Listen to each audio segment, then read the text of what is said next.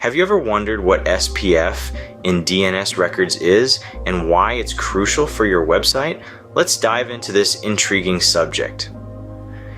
In the vast interconnected world of the internet, every website has a unique address known as a domain.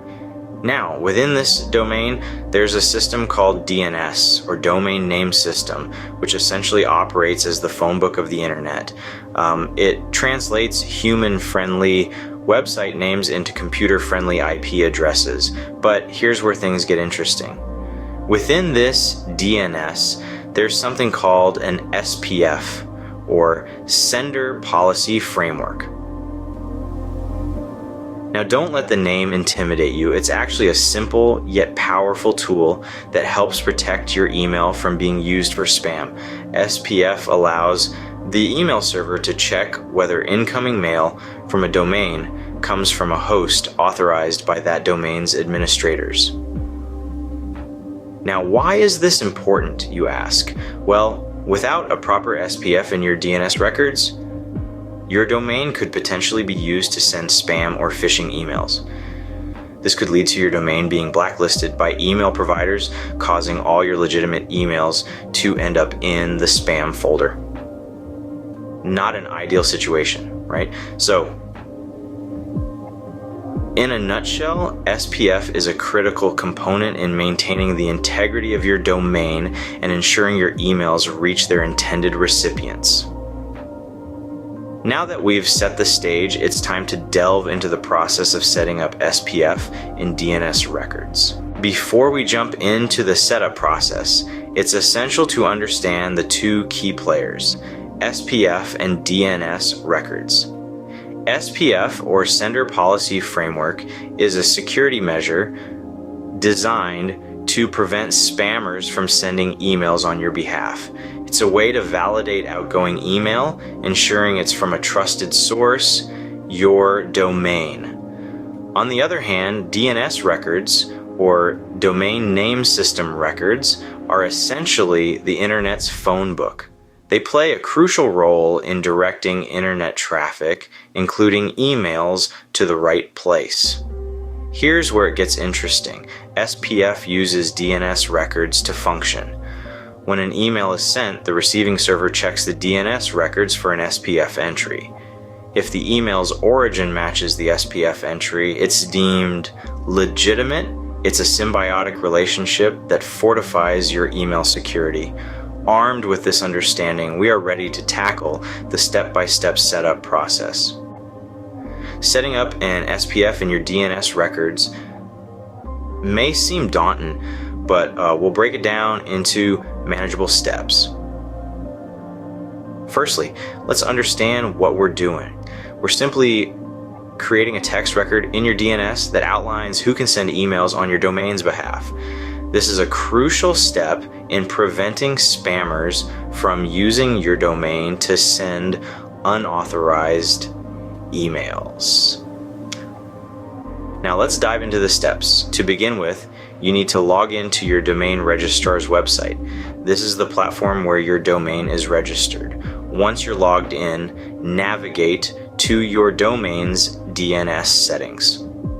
This is typically found under Manage Domains, Domain Settings, or something similar. The next step is to create a new DNS record. Look for an option to add a new record, often labeled as Add Record or Create Record. Here, you'll be asked to specify the type of record. Choose TXT from the drop-down menu because SPF records are stored as text records. Next, you'll be asked to enter the host or name. In most cases, you'll simply enter E to represent your domain. Now comes the crucial part. You need to enter the SPF record in the value or text field. This is where you specify which mail servers are authorized to send emails from your domain. A basic SPF record might look something like this. Vaish SPF1 MX all. This means only the mail servers listed in your domain's MX records can send emails, and all others are not authorized. Once you've entered your SPF record, save your changes. It's important to note that DNS changes can take anywhere from a few minutes to 24 hours to propagate, so don't worry if you don't see the changes immediately. And there you have it. By following these steps, you've successfully set up SPF in your DNS records. This simple yet effective measure can greatly enhance your email security, ensuring only authorized servers can send emails from your domain. Now that you've mastered the setup process, it's time to steer clear of common pitfalls.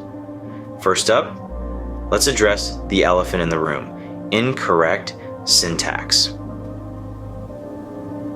While setting up SPF in your DNS records, it's easy to make syntax errors. To avoid this, always double check your entries. A misplaced character can lead to SPF failure, so take your time and get it right. Next, let's talk about the all mechanism. Many fall into the trap of using all in the wrong place, which can lead to all emails being marked as spam. Remember, all should only be used at the end of the SPF record. Thirdly, including too many domains in your SPF record is another common mistake. SPF has a limit of 10 DNS lookups. Exceeding this limit may result in SPF failure. So, keep it simple. Stick to the essentials and keep your SPF record lean and clean. Lastly, don't forget to validate your SPF record. It's a commonly overlooked step, but it's crucial. Use an SPF validation tool to ensure everything is in order before you publish. Remember, the devil is in the details. A successful SPF setup requires precision, patience, and practice. But once you've got it down, it's like riding a bike. You'll never forget how to do it. By avoiding these common mistakes, you ensure a smoother and more effective SPF setup. We've covered a lot of ground today, so let's quickly recap. The mystery of SPF has been unveiled. It's a powerful tool that's fundamental to your DNS records.